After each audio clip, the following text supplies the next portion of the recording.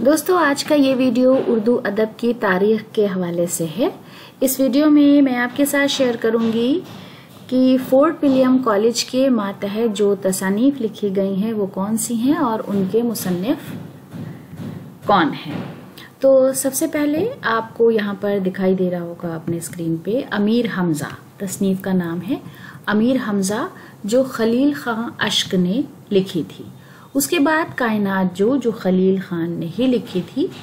फिर ख्वान ऐवान, हमीदुद्दीन बिहारी, चंदावती सरलसर, कलाकार कुंदन लाल, हुस्न इख्तिलात मीर अबुल कादिर ने लिखी थी।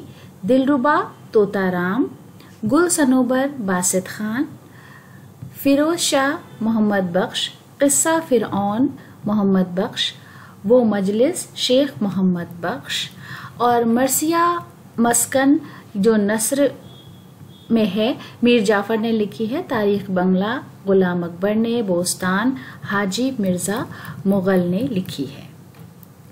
तो जैसा कि आप जानते हैं फोर्ट विलियम कॉलेज की बहुत ज़बरदस्त तारीख रही है और उसका वीडियो भी मैं पहले डाल चुकी हूँ।